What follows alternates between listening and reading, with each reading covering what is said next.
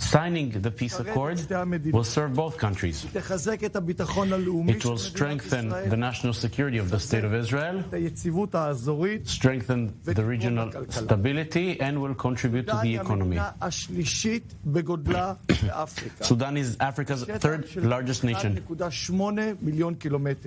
an area of 1.8 million square million kilometers, 50 million people, which are all in a strategic location south of Egypt on the coast of the Red Sea.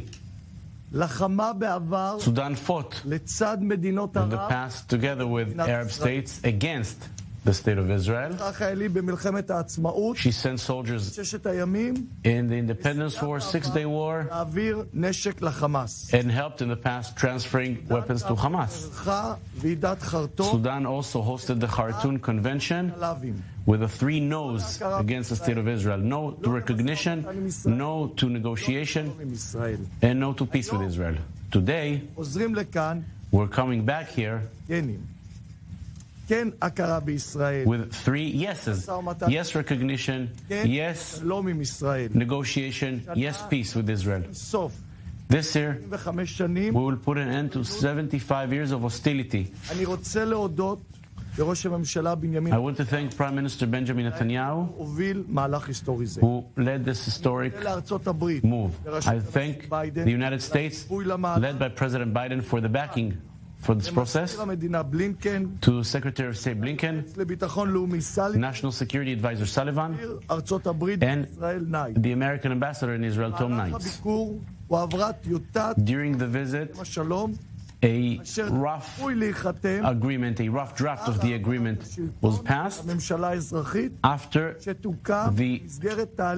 the rule in Sudan will be transferred to a civilian government later this year. The State of Israel will help to assist the Sudan after the meeting with issues of agriculture, water, and more. The signing of this agreement will open the door for more agreements with other nations in Africa. I'm going to interrupt right now. You're looking live on your screen, 2 situations unfolding. On the one side, Benjamin Netanyahu and French President Emmanuel Macron shaking hands and walking into the Elysee Palace. Now we go back to Eli Cohen at the airport.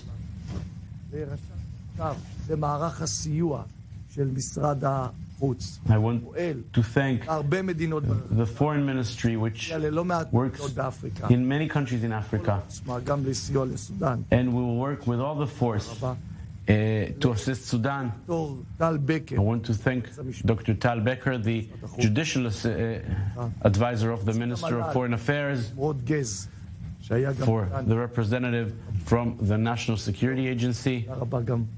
Thank you all. I also want to thank the team that came with me to Sudan. Thank you all.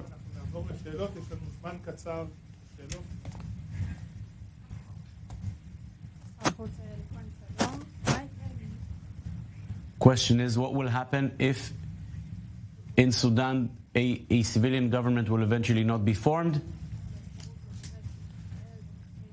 And did you speak in Sudan about the possibility of sending people from Israel, Sudanese people who are here illegally? There were elections in Sudan, and yes, the situation is complicated, but we were told loud and clear that as soon as there will be understanding in Sudan, that there will be a coalition majority and they will be able to form a government, the rule will be transferred to a civilian rule. This is a Sudanese interest, because it will help it with relations with Western nations and also with Israel. There's no doubt that this peace accord can give a tool to the return of Sudanese people from Israel to their country. This is your second visit to Sudan. You were there as Minister of Intelligence. The question is, what is new today, and what will the peace accord include? The new thing today is that in the first visit, it was just a sort of a meeting each other, getting to know each other. Now we're speaking of a peace accord in this year. I visited there about 2 months after the signing of the Abraham Accords. The Abraham Accords show very clearly that it is good to do peace with the State of Israel. The Abraham Accords helped the regional stability, helped for commerce and economic stability. So I believe that the agreement with Sudan that will be signed this year, after the issue of the civilian government, I believe it will lead to more agreements. It's not a very long agreement, it's rather short. We showed all of it to the Sudanese foreign minister, and more details will be given in the coming days.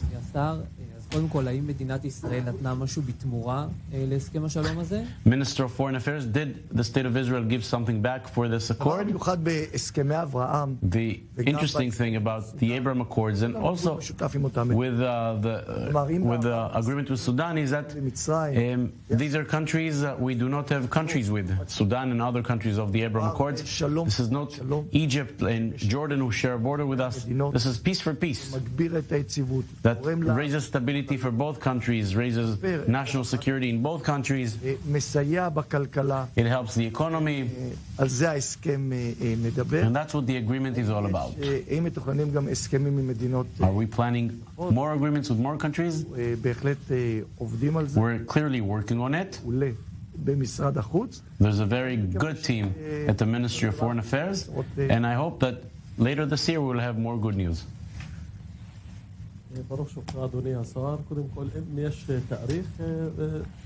Is there a specific date in which did you agree to sign the agreement? And who will the State of Israel choose to work with? The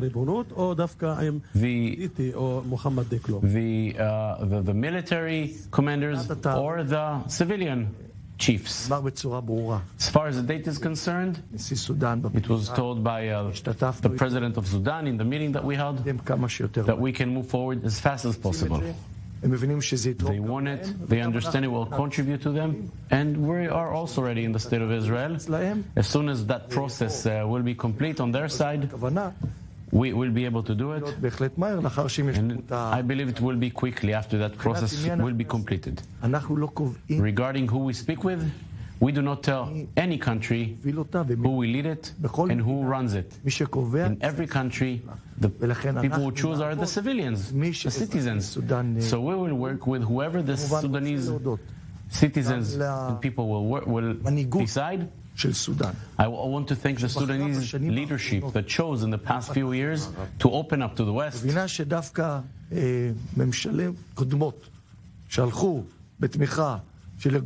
Previous governments in Sudan worked for Hamas and transferred equipment and weapons to Hamas, hurt Sudan. And this government says loud and clear, our face is to the West, to the United States, to Europe, to Israel. This is clearly the right decision. I congratulate them, and this will contribute to the State of Israel and to the citizens of Sudan. Thank you very much, and have a good weekend.